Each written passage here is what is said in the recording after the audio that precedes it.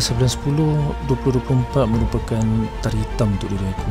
Nak kata kemalangan motosikal, tak adalah kemalangan, cuma jatuh sendiri masa nak buat U-turn. Masa kelakar pun ada juga, orang lain pun jatuh motor juga. Paling-paling pun luka-luka sikit, lebam sikit. Tapi aku absal, dahsyat sangat. Tu mindset aku lah masa baru jatuh kan. Lepas terlantar atas jalan beberapa minit, aku pun diangkut naik ambulan. Masa tu rasa malu betul sampai nak kena naik ambulan. Tapi semangat lagi ambil gambar dan post ke Facebook. Sampai ke hospital, doktor bagi ubat tahan sakit sementara menunggu untuk buat x-ray. Sampai masa nak x-ray, tengok allergic pula dengan ubat tahan sakit tu. Aduh, cubaan betul. Dah tertangguh lagi nak x-ray sebab doktor bagi ubat surut bengkak dan kena tunggu bengkak surut. Sampai masa x-ray, doktor cek tak ada apa yang patah, tak ada sikit crack pun. Masa tu rasa alhamdulillah, sikit-sikit je kot ni. Dapatlah kot balik sekolah minggu depan. Dapat cuti 2-3 hari je kan. Tapi kenapa susah betul nak bergerak. Nak gerakkan kaki pun tak boleh.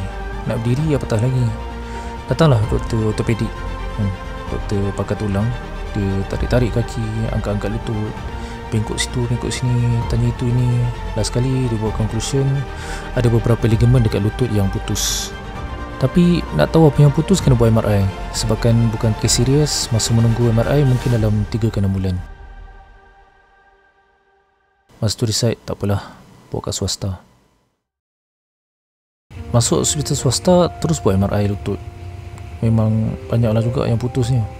ACL complete tear, MCL complete tear, medial meniscus posterior horn tear, root tear, lateral meniscus. Banyaklah kan? Aku pun tak tahu apa benda. Separuh injury aku sendirian. Tapi itulah yang problemnya. Jadi kena buat surgery lah untuk left knee, arthroscopy, ACL reconstruction, MCL repair, both meniscus repair, chondroplasty, HA injection. Lebih kurang 6 prosedur yang makan masa lebih kurang 8 jam lah dalam surgery room. Semuanya berjalan dengan lancar. Warded lebih kurang 9 hari. Lepas tu keluar dan sambung fisio dekat hospital yang sama. Selang beberapa bulan, jumpa balik doktor untuk appointment macam biasa. Yang mana sebelum tu doktor kata dah boleh slow-slow tinggalkan crutches ataupun tongkat lah. Masa tu fikir alhamdulillah semuanya berjalan dengan lancar kan. Tak lama lagi boleh masuk kerja balik. Tapi masa appointment tu, dia datang tengok kita jalan tanpa tongkat, sangatlah struggle. Dia pun nasihatkan pakai balik lah tongkat. Kan, dia cek lutut macam sebelum-sebelum ni juga. Tapi pelik, dah 3 bulan masih lagi longgar, terutamanya dekat bahagian MCL. Doktor pun orderkan MRI. Masa tu doktor dah macam suspect sesuatu yang tak kena. Dia kata buat masa ni fokus je dulu dengan fisioterapi sementara tunggu result MRI. Worst case scenario, kena surgery balik, takut koyak balik. Masa tu harap tak ada apalah, tapi dah ready lah untuk segala possibility kan. Selang seminggu datang balik ke hospital, memang jadi hari bersejarah kedua. Medial meniscus complex tear, MCL partial tear laxity, MPFL partial tear dan laxity. Masa tu memang tak tahu lah nak cakap apa kan. Terkejut, terkesima semua. Doktor kata memang kena buat revise surgery. Kalau tak buat surgery lagi sekali, lutut memang tak boleh baik. Akan sentiasa sakit, jalan pun takkan smooth. Cuma dia kata dia tak cukup pakar untuk buat. Jadi dia referkanlah aku ke hospital lain.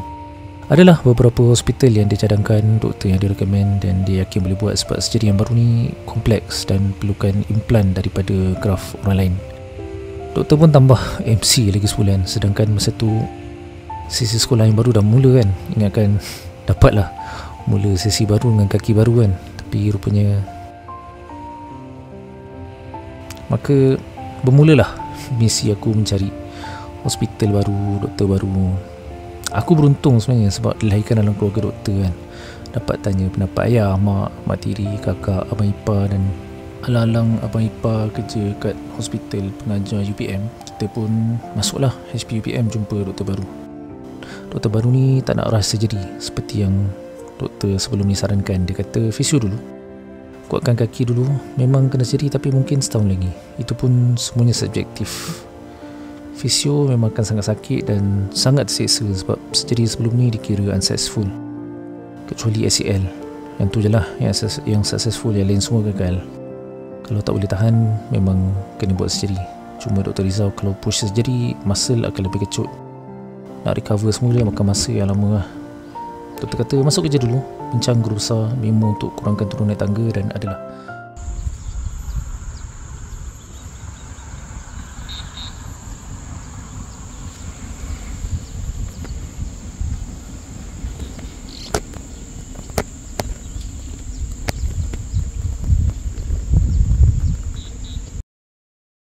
Lepas hampir 5 bulan MC, tinggal seminggu je lagi untuk diri ni nak kembali ke sekolah.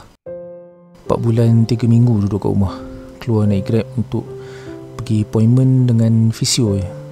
Tempo yang sama juga motor tak disentuh sejak jatuh. Kenapa tiba-tiba hari ni teringin nak pergi solo ride ke highway yang cantik ni kan? Salah satu sebabnya nak persiapkan diri sendiri, fizikal dan mental. Nak mengajar dekat sekolah rendah tahap 1 dengan murid-murid yang sentiasa berlari tak berhenti. Hampir semua pentadbir sekolah sebelum aku aksiden dah berubah wajah, kan? Cabaran-cabaran yang aku tahu wujud sebelum ni dan tak tahu wujud bila dah start balik kerja ni. Macam mana aku nak hadap semua ni kan? Tiba-tiba terdetik dalam fikiran, kalaulah aku dapat atasi ketakutan aku untuk naik semula atas motor ni, InsyaAllah aku mampu hadap semua cabaran yang ada selepas ni. Memang masa nak naik motor ni, ya Allah, takut tu Allah je yang tahu kan. Masa nak ambil corner, istighfar tak tahu berapa kali lah sebelum ambil corner tu. Dan dah lepas ambil corner pun masih lagi istighfar berkali-kali kan. Jantung pun berdegup. Ada juga yang risau kan, dah boleh naik ke motor baru 5 bulan, kalau apa-apa jadi macam mana kan. Semua persoalan tu memang valid pun. Asalnya dulu tak pernah terfikir pun nak naik motor ni. Tak pernah naik motor sebab memang mak tak pernah bagi dari dulu. Tapi masa baru dapat posting, kereta ada satu je. Nak beli kereta takut tak mampu, dengan tol lagi, minyak lagi kan. Kalau beli kereta second hand, tak rosak apa tak tahu. Maka belilah motor demi mencari rezeki. Bukanlah kata lepas ni akan naik motor pergi kerja hari-hari. Memang tak lah. Aku pun waras lagi kan. Tapi sampai jauh ini tiba-tiba rasa tenang. Rasa macam semua masalah hilang buat sementara waktu. Nikmati pemenangan ni buat aku rasa dalam setiap hujan mesti ada hikmah. Aku beruntung sebab aku masih lagi boleh berjalan. Mungkin ada orang terus kehilangan kaki buat selamanya, dan mungkin juga ada orang yang masih tak nampak kat mana penghujung hujan. Walaupun aku duduk sendiri tak tahu penghujung cerita aku sendiri, tapi kurang-kurangnya hari ni aku dapat melihat pemandangan yang indah ciptaan Ilahi ni.